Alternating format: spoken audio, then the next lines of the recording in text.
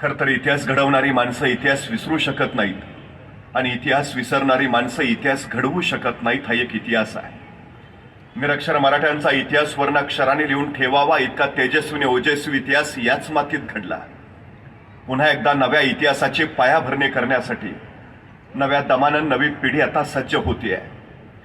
350 वर्षापूर्वी छत्रपती शिवाजी महाराजांनी याच मातीमध्ये अभूतपूर्व क्रांती केली. 750 वर्षाचं पारतंत्र्य त्यांनी उन्यापुऱ्या 35 वर्षात हटवलं. जगाच्या पाठीवरची सगळ्यात मोठी क्रांती आहे जी अवघ्या 35 वर्षाच्या कार्यकाळामध्ये घडली आणि जिनं 750 वर्षाचं पारतंत्र्य हटवलं. ही क्रांती करणारे कुणी प्रशिक्षित नव्हते. त्या कवायती फौजा नव्हत्या. रानावनातली डोंगरदऱ्यातली तुमच्या माझ्या पूर्वजांची ही सगळी पराक्रम गाथा होती. या मातीतल्या शेतकऱ्यांच्या बळावर छत्रपती शिवाजी महाराजांनी इथं स्वराज्य उभा केलं. 50 वर्षाचं आयुष्य महाराजांचं. 50 वर्षातली 10 वर्ष बालपणात गेली. 10 वर्ष रणांगणावर बसून घोड्यावरून युद्ध खेळण्यात गेली आणि उरलेली 30 वर्ष निर्माण केलेल्या स्वराज्याचं सुराज्य करण्यात गेली. खरं तर एक गोष्ट आपण लक्षात ठेवली पाहिजे. शिवाजी महाराजांनी राज्य उभा केलं पण या राज्याचं नाव त्यांनी शिवराज्य नाही ठेवलं. ठेवलं असतं तरी आम्हाला अभिमानच वाटला असता.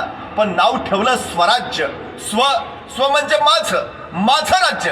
या मातीत उगवलेल्या कुणीही या राज्याच्या नावाचा उच्चार करावा. स्वराज्य, माझं राज्य. आणि मग माझं आहे ना, मलाच लढलं पाहिजे, मलाच झगडलं पाहिजे, मलाच झुंजलं पाहिजे या उर्मीनं इथली माणसं लढत राहिली आणि या मावळ मांद्याळीनं हे स्वराज्य उभा केलं. मला एका प्रश्नाचं उत्तर द्या. आपल्या घरातल्या विजेच्या बल्बला आपण कधी दगड मारतो का? नाही. पण रस्त्यावरची एक तरी ट्यूब आपण नीट ठेवतो का? नाही. का? घरातला बल्ब माझा असतो, रस्त्यावरची ट्यूब माझी नसते. ज्या दिवशी रस्त्यावरची ट्यूब माझी होईल त्या दिवशी हा देश महासत्ता होईल. ही सगळ्यात महत्वाची गोष्ट आहे. त्यामुळे हे माझं आहे आणि मग माझं आहे ना, मग या माझ्यासाठी मलाच उभा राहिलं पाहिजे. ही सगळी प्रेरणा छत्रपती शिवाजी महाराजांनी दिली. हे सगळ्यात महत्वाचं. खरं तर दक्षिण दिग्विजयाच्या निमित्तानं महाराज आंध्र प्रदेशमध्ये गेले. आंध्रातल्या त्या मुक्कामात महाराजांनी श्रीशैल मल्लिकार्जुनचं दर्शन घेतलं. दर्शन घेतल्यानंतर महाराज बाहेर आले. महाराजांनी परिसर निहाळला आणि महाराजांच्या लक्षात आलं मंदिर देखणं आहे, मंदिर सुबक आहे, पण मंदिराला घाट नाहीये. आणि महाराजांनी आंध्र प्रदेशच्या त्या मुक्कामात श्रीशैल मल्लिकार्जुनच्या मंदिराचे सगळे घाट बांधून काढले. आतापर्यंत अनेक जण आले गेले असतील. अनेकांनी श्रीशैल मल्लिकार्जुनचं दर्शन घेतलं असेल, अनेकांनी परिसर निहाळला असेल, पण घाट बांधायला हवेत हे वाटलं ते फक्त शिवाजी महाराजांना. हे त्यांचं सगळ्यात मोठं वेगळेपण आहे. घाट बांधून झाले. एके दिवशी महाराजांनी श्रीशैल मल्लिकार्जुनचं दर्शन घेतलं आणि शिखराचं दर्शन घेण्यासाठी महाराज बाहेर आले.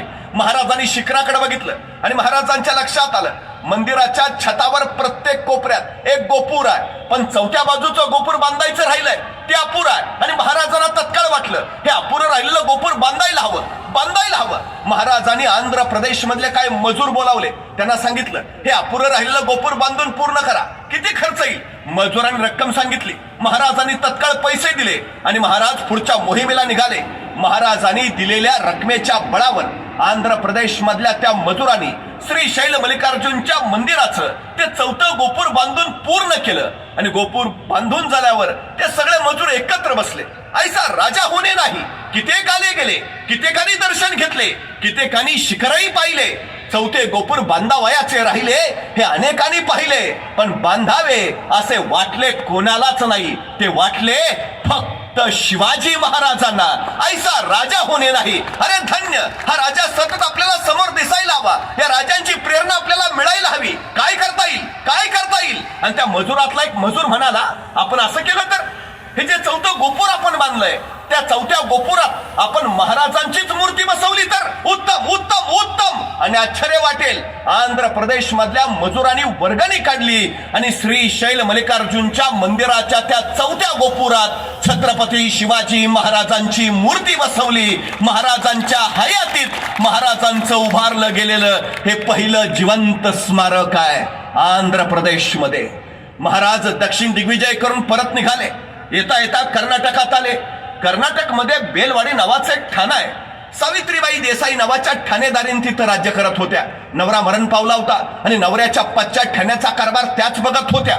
आमचा सखोजी नावाचा सरदार, त्याला असं वाटलं की सगळं जिंकत निघालोच आहे, तर हे बेलवाडीचं ठाणंही जिंकावं. कुणी सावित्रीबाई देसाई म्हणून आहेत, सहज पराभव करता येईल. त्याने मोजकं सैन्य घेतलं आणि त्या बेलवाडीच्या ठाण्यावर हल्ला चढवला. पण बाई मोठ्या चिवट आणि जिद्दीच्या त्यांनी सखोजीचा सपशेल पराभव केला.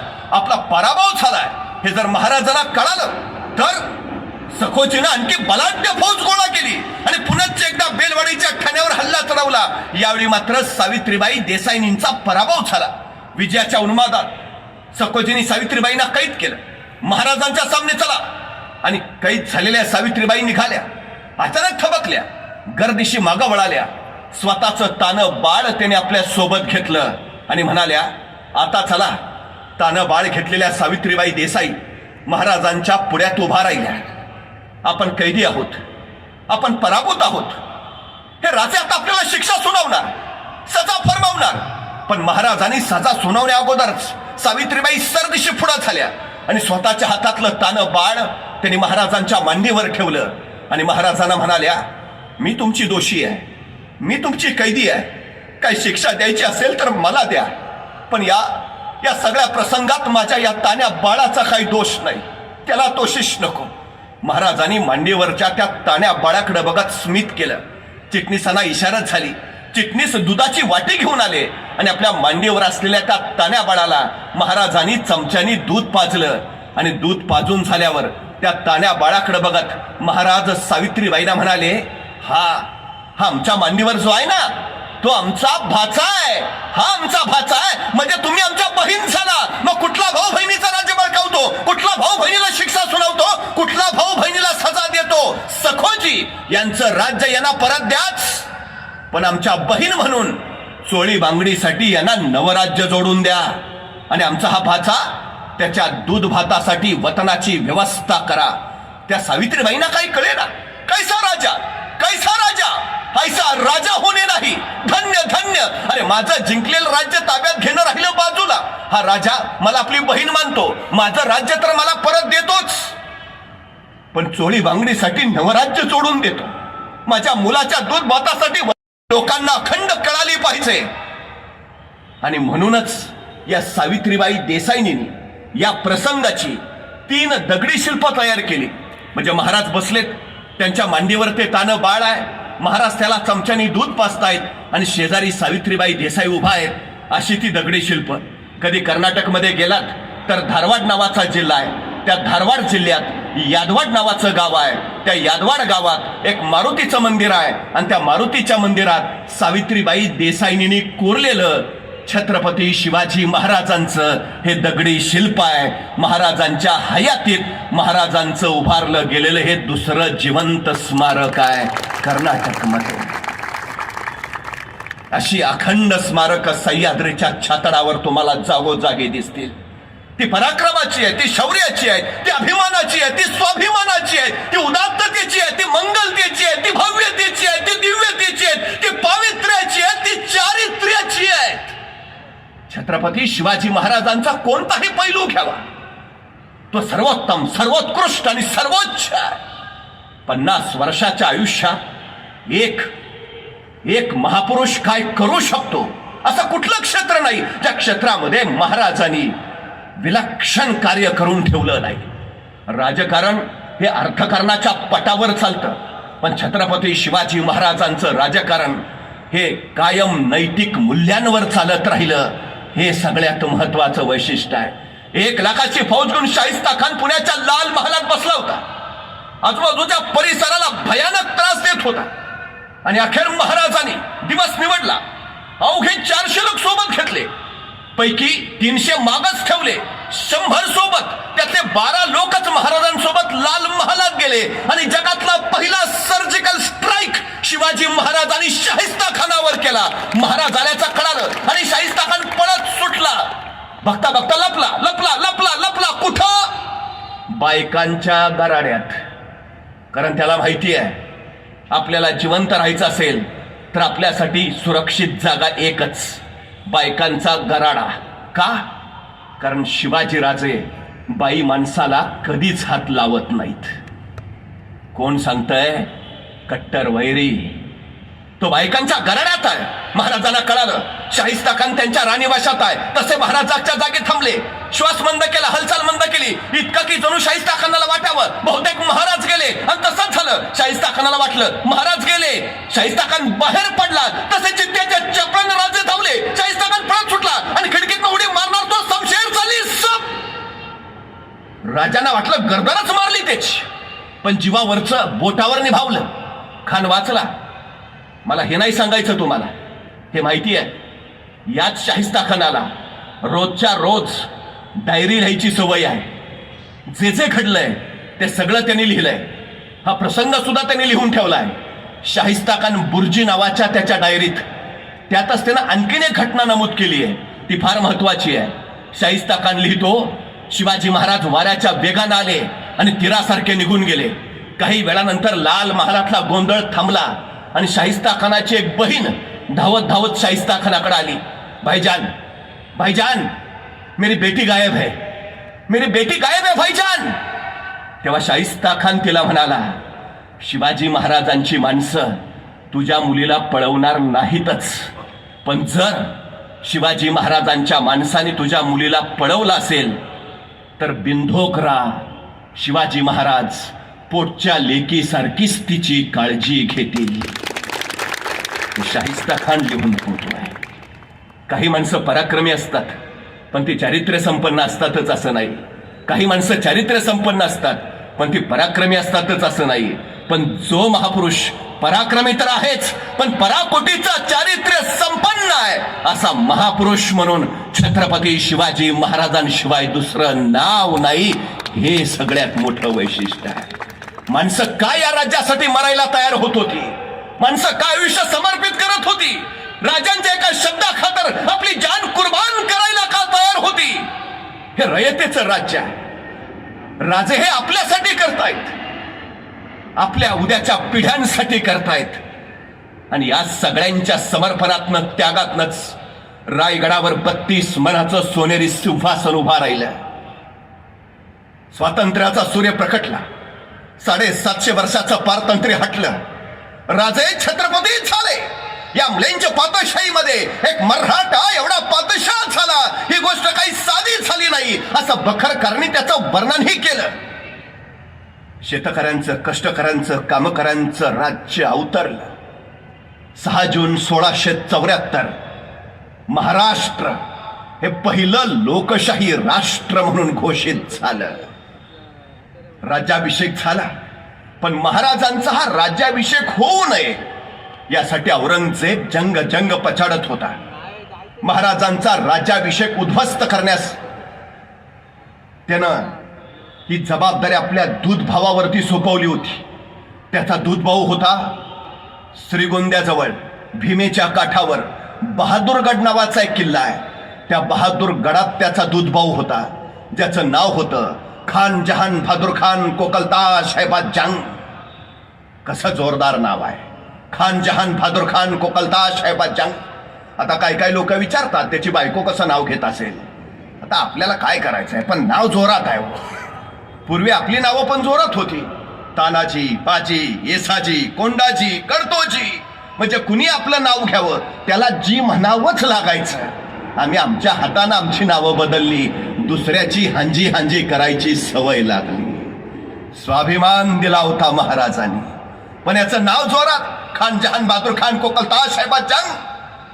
राज्याभिषेक उद्ध्वस्त करायची जबाबदारी याच्यावर, पण तरी राज्याभिषेक झाला. औरंगजेब भयान संतापला. त्यांनी खरमरीत पत्र लिहिलं या बहादूर खानाला. अरे तो करतो काय, राज्याभिषेक झाला. या बहादूर खानानं औरंगजेबाला कळवलं, हुजूर मी उत्तरेकडनं प्रचंड प्रयत्न केले, पण बहुतेक त्या खुदाचीच इच्छा होती शिवराय छत्रपती व्हावे. काय अलौकिक उत्तर दिलंय त्यानं. मी प्रचंड प्रयत्न केले उत्तरेकडनं, पण बहुतेक त्या परमेश्वराचीच इच्छा होती महाराज छत्रपती व्हावेत. मी बाबर काय करणार. पण औरंगजेबाचा संताप या उत्तरानं जाणार नव्हता. बहादूर खानाला इथे माहिती होतं राग गेला पाहिजे, पण कसा. या बहादूर खानाला औरंगजेबाचं दुखणं माहिती आहे. त्याला माहिती आहे टेबला खालून दिलं की टेबलावरून काम होतं. पैसे म्हटलं की औरंगजेब पागळतो. हे बहादूर खानाला पक्क माहिती होतं आणि म्हणूनच त्यानं तत्परतेनं औरंगजेबाला पत्र लिहिलं, हुजूर जे व्हायचं ते झालं, पण इथं बहादूरगडावर मी 1 कोटी रुपये नगद गोळा करून ठेवलेत आणि 200 दक्षिणी घोडी, बस एवढा पावसाळा संपू द्या, हे 1 कोटी रुपये आणि 200 घोडी मी लगेच आग्र्याला पाठवून देतो. औरंगजेबानं वाचलं, 1 कोटी रुपये, भले पट्टे, शाबास शाबास शाबास, दे दे, लवकर लवकर लवकर पाठवून दे. 1 कोटी म्हणल्यावर औरंगजेब निम्मा खाली. पण बहादूरगडावर 1 कोटी नगद आहेत ही बातमी जेवढ्या वेगात आग्र्याला औरंगजेबाला कळाली, त्याच्या दुप्पट वेगात ती रायगडावर महाराजांना समजली की बहादूरगडावर 1 कोटी नगद आहेत. महाराज म्हटले, बरं झालं, नाहीतर राज्याभिषेकाला खर्च झालाच होता. वैशिष्ट्य बघा, औरंगजेबाला आग्र्यात बातमी कळतीये आणि दुसऱ्या क्षणाला ती महाराजांपर्यंत पोचतीये. महाराजांच्या यशामागं होतं ते त्यांचं गुप्तहेर खातं. ते इतकं विलक्षण काम करत होतं की महाराजांनंतर आज 350 वर्षांनीही त्यांच्या गुप्तहेर खात्यातल्या बहिर्जी नायकांशिवाय दुसरं कुणाचंही नावही आपल्याला माहिती नाही. इतकी गोपनीयता त्या गुप्तहेर खात्यात तेव्हापासून आहे.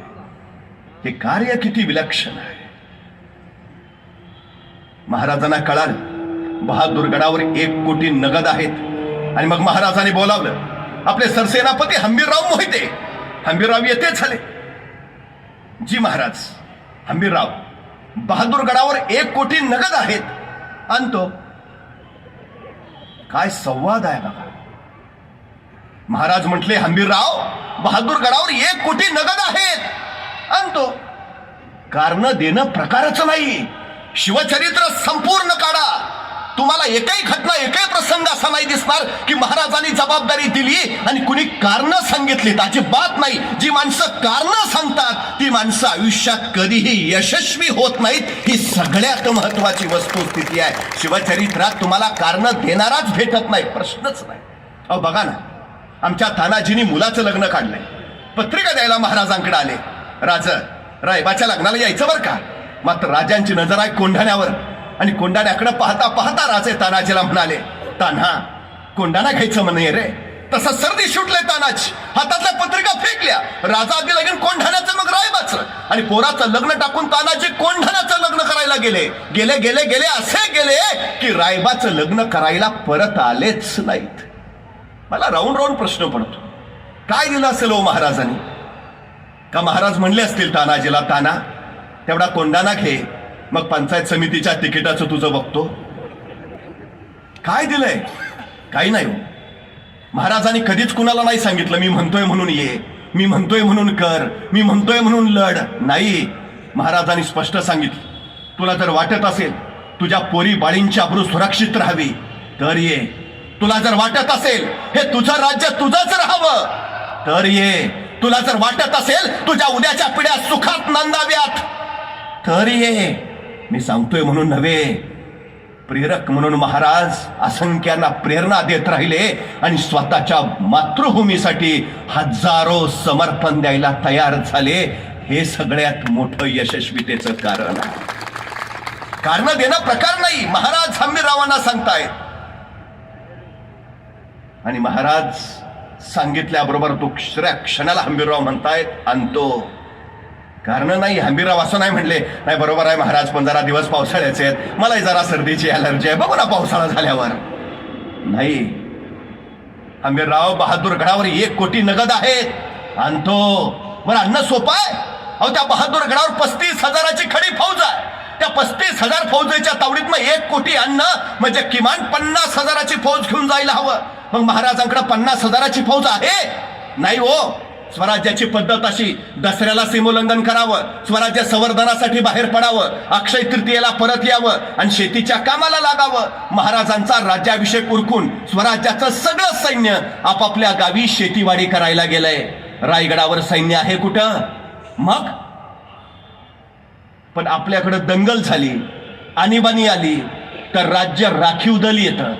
राज्य राखीव दल ही संकल्पना सुद्धा शिवाजी महाराजांची.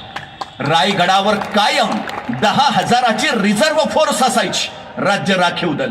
हंबीररावांनी काय केलं, या 10,000 राखीव दलातले 9,000 आपल्या सोबत घेतले, 1,000 रायगडाच्या रक्षणासाठी तिथंच ठेवले. घेतलेल्या 9,000 फौजेचे त्यांनी परत 2 भाग केले. एक भाग केला 2,000चा, दुसरा भाग केला 7,000चा.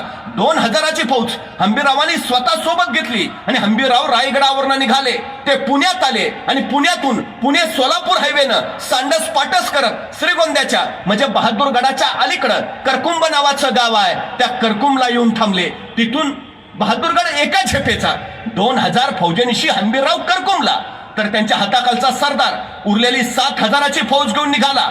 तो रायगडावरनं पुण्यात आला आणि पुण्यातनं पुणे अहमदनगर रस्त्याने रांजणगाव शिरूर करत तो अहमदनगरला पोहोचला आणि अहमदनगरवरनं श्रीगोंद्याकडं म्हणजे बहादूरगडाकडे निघाला. मराठ्यांची 7,000ची फौज नगरवरनं जशी बहादूरगडाकडे निघाली, त्याने एकच हल्ला कल्लोळ करायला सुरुवात केली. हर हर महादेव, जय भवानी, ढोल ताशे बडवायला सुरुवात केली. अवघा कल्लोळ कल्लोळ उठला, रणघोष दाटत राहिला आणि मराठ्यांचा हा कल्लोळ बहादूरगडाच्या कानावर गेला. कुणीतरी हेर धावत धावत बहादूर खानाजवळ पोहोचला. हुजूर, क्या हुआ? ते आले. कोण? मराठे हुजूर. मराठे दिवसा? ते तर रात्री येतात. दिवसा कसे आले? पण तोपर्यंत रणघोष त्याच्याही कानात बसला. त्याला काही कळे ना. आणि खरं आहे बरं, महाराजांच्या सगळ्या लढाया रात्रीच्या, जेवढ्या लढाया झाल्या त्यातल्या निम्म्याच्या वर लढाया या अमावस्येच्या रात्रीच्या. दिवस शुभ आहे का? मुहूर्त काढलाय का? प्रकार नाही. शत्रूच्या बलाढ्य फौजेशी मुकाबला करायचा आहे. आपलं सैन्य थोडं आहे. अमावस्येच्या किरण काळोखाचा फायदा उठवावा आणि शत्रूच्या बलाढ्य फौजेवर येवल्याशा फौजेने छापेमारी करत विजय मिळवावा, हे शिवाजी महाराजांचं युद्धतंत्र. त्यामुळे मोगलांना माहिती आहे महाराजांच्या सगळ्या लढाया रात्रीच्या, मराठे दिवसा येतच नाहीत. त्यामुळे बहादूर खानाची खात्री आहे. पण तरी त्याच्या कानावर हर हर महादेवचा जयघोष पडला आणि त्याची खात्री पटली. आलेत पण ज्या अर्थी दिवसा आलेत, भयानक आले असणार. कारण आपलं 35,000चं सैन्य इथं आहे. त्यांच्याशी झुंजायला मराठे दिवसा आलेत म्हणजे मराठे किमान 50,000 तरी असणार. बहादूर खानानं तयारी केली. बहादूरगडावरचे 35च्या 35,000 बाहेर काढले. वॉचमन गेटमनच ठेवले तिथं आणि 35,000 फौज घेऊन तो मराठ्यांच्या रोखानं निघाला. इकडून मराठे तावत तावत येत आहेत. जय भवानी, हर हर महादेव. आता बहादूर खान निघाला. एल्गार, तकतक, दिनदिन, आक्रमण. दोन्ही फौज आमने सामने आल्या. आता तुंबळ युद्ध होणार. प्रचंड धुमचक्री मारणार. कडाडला बहादूर खान. आक्रमण. उसळले मराठे. हर हर महादेव. तलवारी उचलल्या गेल्या आणि वार होणार. अचानक मराठ्यांनी रिव्हर्स गिअर टाकला. भागो. त्या बहादूर खानाला सुचायचं बंद झालं. मराठे पुढं, मोगल मागं, मराठे पुढं, मोगल मागं. 5 मैल झाले, 10 मैल झाले, 15 मैल झाले. मराठे मागं वळून पण बघेनात. मग 15 मैल गेल्यावर बहादूर खान म्हणला, रुक जाओ रुक जाओ रुक जाओ. गए, भाग गए हो. मला वाटलं 50,000 तरी असतील. हे 7,000 आहेत. आपले 35,000 बघूनच पळून गेले. आप नाही आएंगे, चलो वापस. बहादूर खानानं सैन्य वळवलं. निघाला बहादूरगडाच्या दिशेला. 5-10 मैलच गेला असेल तेवढ्यात त्याचा मागचा हेर ओरडला, हुजूर, मराठे परत आले. त्या बहादूर खानाला कळाय, अरे काय पद्धत आहे काही? अशी असते करावं लढाई? आता मराठे येत आहेत म्हटल्यावर त्यानं सगळं सैन्य परत वळवलं. निघाला मराठ्यांच्या रोखानं. आता मराठे जोशात तावात तावात आहेत. घुसायचं आणि कापायचं. बहादूर खान उसळला. आक्रमण. यलगार, तकतक, दिनदिन. दोन्ही फौजा परत आमने सामने आल्या. आता तुंबळ युद्ध होणार. धुमचक्री मारणार. तलवारी उचलल्या गेल्या आणि वार होणार. मराठ्यांनी परत रिव्हर्स गिअर टाकला. भागो. त्याला मराठे पुढं, मोगल मागं, मराठे पुढं, मोगल मागं. 5 मैल, 10 मैल, 15 मैल. मराठे पुढंच. मराठे मागं वळून पण बघेनात. मग बहादूर खान म्हणला, रुक जाओ रुक जाओ. गए. उगा हुलकावणी दाखवायला आलते. आता नाही यायचे परत. चलो वापस. बहादूर खानानं आपलं सैन्य वळवलं. निघाला परत बहादूरगडाच्या दिशेनं.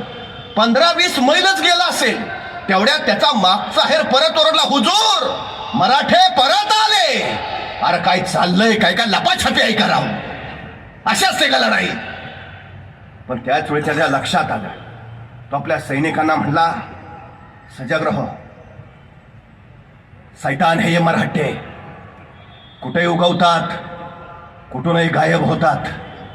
पोटात काही नसलं तरी पाठीचे कणे ताट ठेवतात.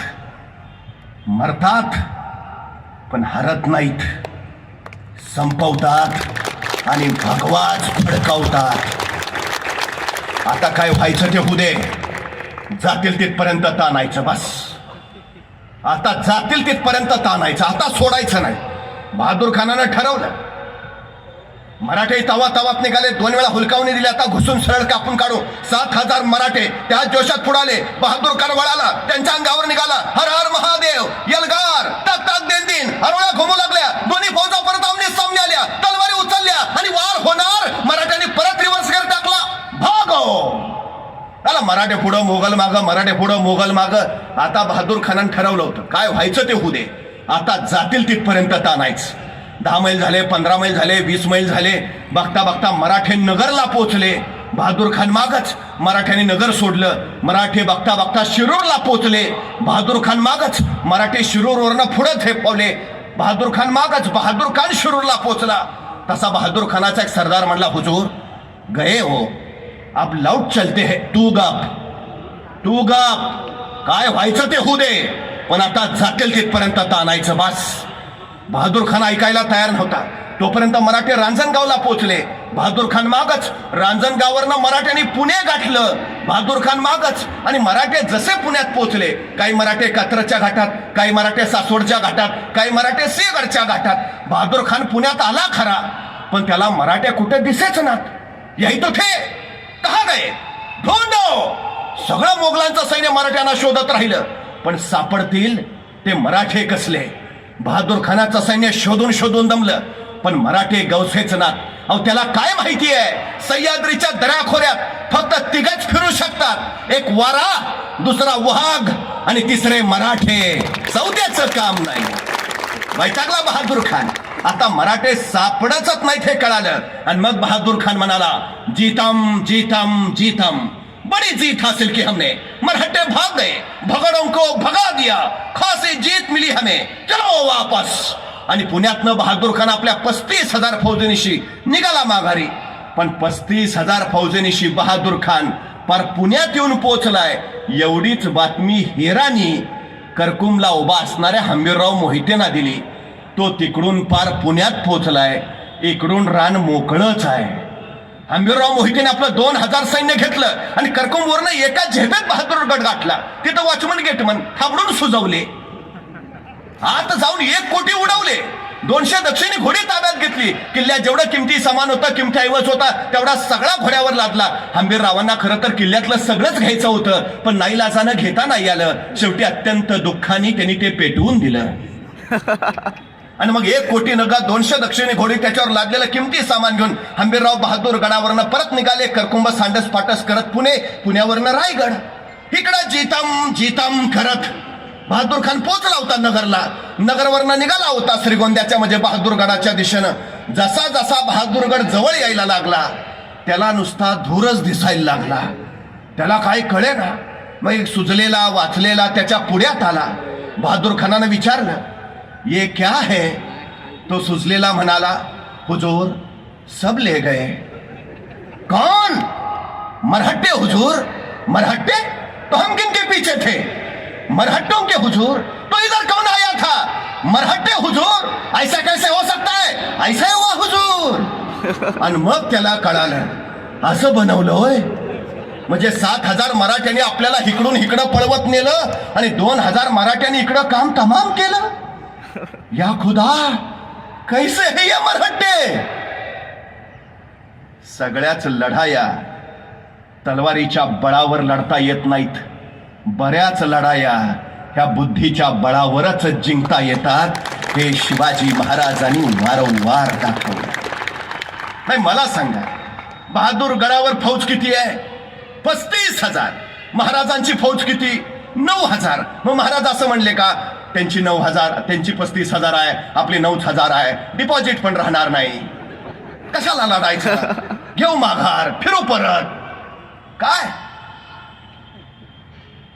त्यांची 35,000 आहे, आपली 9,000 आहे? नाही, निराशेचा, नकारात्मकतेचा, माघारीचा विषयच नाही. महाराजांचं यश कशात आहे माहिती आहे? महाराजांनी पर्याय निर्माण केले. एक दरवाजा बंद होतो त्यावेळी परमेश्वर तुमच्यासाठी 10 दारं उघडी करून ठेवत असतो. शोधक नजर हवी, दृष्टी नको, दूरदृष्टी हवी. महाराजांनी पर्याय निर्माण केले. त्यांचे 35,000, आपले 9,000. आपले वाढवता येत आहेत का? नाही. मग त्याचे कमी करा.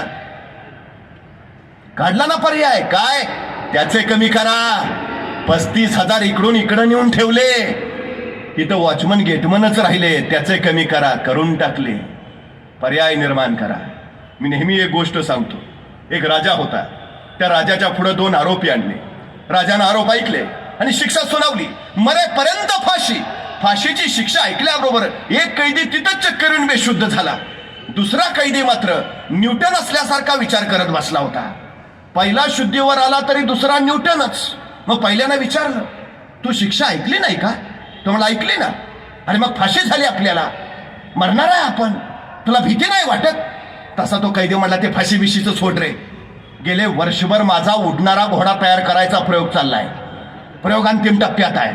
आता काही दिवसात माझा घोडा आकाशात उडेलच. पण नेमकी फाशीची शिक्षा झाली. ते फाशीचं काही नाही रे, पण माझ्या प्रयोगाचं काय होणार त्याची मला काळजी लागली. तसा तो कैदी म्हणला, उडणारा घोडा? घोडा कधी उडतो का? तेच सांगतोय ना, प्रयोग अंतिम टप्प्यात आहे. काही दिवसात माझा घोडा आकाशात उडेल. त्यांची चर्चा राजानं ऐकली. राजा म्हणला, काय काय काय म्हणला? उडणारा घोडा? घोडा कधी उडतो का? अरे काय डोक्यावर पडलाय का? तसं तो कैदी म्हटला, महाराज, मरणारा माणूस खोटं नाही बोलत. अहो, फाशीची शिक्षा दिली मला, कशाला खोटं बोलेन? खरं सांगतोय. गेले वर्षभर माझा प्रयोग चाललाय. प्रयोग अंतिम टप्प्यात आहे. आता काही दिवसात माझा घोडा आकाशात उडेलच. महाराज, एक काम करू, माझ्या घोड्याचं बाजूला ठेवा. मला फक्त 1 वर्ष द्या. हे 1 वर्षात मी तुमच्या घोड्याला आकाशात उडायला शिकवू शकतो. आता राजाला प्रश्न पडला, असं तसं मरणारच आहे, पण जर दिलंच ह्याला 1 वर्ष आणि लागलाच आपला घोडा आकाशात उडायला, तर ह्या जगात आपण एकमेव राजे ज्याच्याकडे उडणारा घोडा आहे. राजा म्हणला, ठीक आहे, चल, दिलं दिलं दिलं, तुला 1 वर्ष दिलं. त्याला 1 वर्ष मिळालं. पण या पहिल्या कायद्याला काहीच कळेना. त्यानं परत विचारलं, घोडा खरंच उडतो? तसं तो कैदी म्हटला, घोडा उडतोय का? अरे मग राजाला खोटं का सांगितलंस? हे बघ, तू तुझं आजचं मरण फक्त उद्यावर ढकलतोय. तसा तो कैदी म्हटला, हे बघ, मी माझ्या जगण्याचे पर्याय तयार करतोय. मतलब या 1 वर्षात काही घडू शकतं. म्हणजे अरे ह्या 1 वर्षात मला फाशी देणारा राजाच मरू शकतो. आणि तो नाही मेला तर? अरे या वर्षात माझा नैसर्गिक मृत्यू होऊ शकतो. आणि तो पण नाही मेला तर? ज्या राजाच्या घोड्याला आकाशात उडायला शिकवायचा आहे तो घोडा मरू शकतो. आणि तो पण नाही मेला तर घोडा खरंच उडू शकतो. अरे काही होईल ना, वर्ष आहे माझ्याकडं. मी आता हार कशाला मानू? मी आता माघार कशाला घेऊ? मी आता परत कशाला फिरू? मी लढत राहीन. जोपर्यंत मी जिंकत नाही तोपर्यंत मी झुंजत राहीन. महाराजांनी दिलेला सर्वोत्तम महामंत्र आहे. जिंकत नाही ना तोपर्यंत माघारी फिरायचं नाही. पर्याय निर्माण करा. झेपावत राहा. झेपावता येत नाही, पळत जा. पळता येत नाही, चालत जा. चालता येत नाही, रांगत जा. रांगता येत नाही, सरपटत जा. सरपटता येत नाही, घसरत जा. पण जा. जोपर्यंत पोचत नाहीस तोपर्यंत पुढे जात राहा. पुढे यश स्वागताला उभा आहे. पर्याय निर्माण केला महाराजांनी. आपले वाढवता येत नाही ना, त्यांचे कमी करा. 35,000चे पर वॉचमन गेटमन आणून ठेवले. 1 कोटी मिळवले. मला सांगा, या सगळ्यात महाराजांचं काही नुकसान झालं? बरं, प्रत्यक्ष लढाई झाली? महाराजांची काय हानी झाली? काय तोटा झालाय? फायदा? 1 कोटी. आता पार्टी नाही. परिणामांची पर्वा न करता केलेली कृती तुम्हाला अपयशाकडे नेते, तर परिणामांची पर्वा करून केलेली कृती तुम्हाला यशस्वी बनवते. महाराजांनी फक्त 1 कोटी मिळवण्या इतपत नियोजन केलं नव्हतं. महाराजांनी 1 कोटी मिळाल्यानंतर पुढं काय त्याचाही विचार करून त्याचंही नियोजन केलं होतं. तुम्ही काम किती करता याला महत्व नाही, तुम्ही काम कसं करता हेही महत्वाचं नाही, तुम्ही तुमच्या कामाचं नियोजन कसं करता हे फार आणि फार महत्वाचं आहे. 50 वर्षाचं आयुष्य आहे महाराजांचं, पण या 50 वर्षाच्या आयुष्यात एकही घटना अशी नाही, एकही प्रसंग असा नाही की ज्याचं महाराजांनी नियोजन केलं नाही. अहो ते जाऊ द्या, आईच्या गर्भात असतानाच ज्याच्या आयुष्याचं नियोजन ठरलंय असा जर कोणी महापुरुष या सृष्टीत जन्माला आला असेल तर छत्रपती शिवाजी महाराजांशिवाय दुसरं नाव नाही. एकही नाही, आयुष्यात एकही प्रसंग नाही की ज्याचं महाराजांनी नियोजन केलं नाही. महाराजांच्या आयुष्यात एक आणि एकमेव घटना ज्याचं महाराजांनी नियोजन केलं नव्हतं ती म्हणजे महाराजांचा मृत्यू. फक्त त्याचंच नियोजन नव्हतं, पण बाकी एकही नाही. महाराजांनी विचार करून ठेवलाय. बहादूर गडावरनं बहादूर खानाच्या तावडीतनं 1 कोटी मिळवल्यावर हा बहादूर खान गप्प नाही बसणार. तो नगरचं सैन्य गोळा करेल, तो संभाजीनगरचं सैन्य गोळा करेल, तो नाशिकचं सैन्य गोळा करेल, त्याचं स्वतःचं 35,000 अशी लाखाभराची फौज उभा करेल आणि रायगडावर हल्ला चढवेल. लाखाची फौज घेऊन जर बहादूर खान रायगडावर आला तर रायगडावर आपली फौज आहे 10,000. राजधानी राखावी कैसे? मग बहादूर खानाचं आक्रमण थोपवलं पाहिजे, थोपवलंच पाहिजे. कधीपर्यंत? आपलं सैन्य परत येईपर्यंत. आपलं सैन्य परत कधी येणार? पावसाळा संपल्यावर. पावसाळा कधी संपणार? 4 महिन्यानंतर. 4 महिन्यानंतर म्हणजे 4 महिने बहादूर खानाचं आक्रमण थोपवलं पाहिजे. सुरू झालं महाराजांचं राजकारण आणि महाराजांनी आपले वकील काझी हैदर त्यांना बहादूर गडावर पाठवलं. काझी हैदर बहादूर गडावर पोचले, बहादूर खानाची भेट घेतली. पण बहादूर खान काय काझी हैदरांची भेटच घेना. नको बाबा, ते बनवतात फार, पण एक संकेत असतो, वकिलाला भेट घ्यावीच लागते. नाईलाजानं बहादूर खान काझी हैदरना भेटला. हां, क्या है? तसे काझी हैदर म्हणले, हुजूर, आपल्यावर कोसळलेल्या दुःखाची आम्हास तीव्र जाणीव आहे. हे असे दिवसाढवळ्या 1 कोटी जाणं साधी बात नव्हे. आपल्या अंतःकरणाला किती यातना झाल्या असतील आम्ही समजू शकतो, पण हुजूर, आमच्याकडनं चुकून झालं हो हे. It's an accident. अपघात होता हा. आमच्या महाराजांना तुमच्या ताकदीचा अंदाजच नाही आला, आणि जेव्हा आला आमच्या महाराजांना प्रचंड पश्चाताप झाला. 3 दिवस आतल्या जळतायत महाराज, 2 दिवस जेवले नाहीत. शेवटी आज महाराज आम्हाला म्हणाले, काझी साहेब, तुम्ही स्वतः बहादूर खान साहेबांकडे जा, त्यांना सांगा की आम्ही विना अट विना शर्त त्यांना 10 किल्ले द्यायला तयार आहे. संभाजी महाराजांना त्यांच्या चाकरीत पाठवायला तयार आहे, आणि आम्ही स्वतः महाराज जातीनं त्यांच्या सेवेत जायला तयार आहे. एवढं ऐकलं तसा बहादूर खान ताडकन उठला. 10 किल्ले संभाजी महाराज, मग आता चाव्या करायच्या. मग संभाजी महाराज कधी येत आहेत? मग महाराज कधी येतो म्हणलेत. काझी हैदरना कळलं मासा गळाला लागलाय. तसे काझी हैदर म्हणले, हुजूर, आमचे महाराज हे सगळं तुम्हाला देणारच आहेत, नव्हे दिलंच आहे म्हणून समजा. फक्त आमच्या महाराजांची एक छोटीशी अट आहे. म्हणे काय काय काय काय? नाही, हे जे आमचे महाराज तुम्हाला देणार आहेत म्हणजे 10 किल्ले,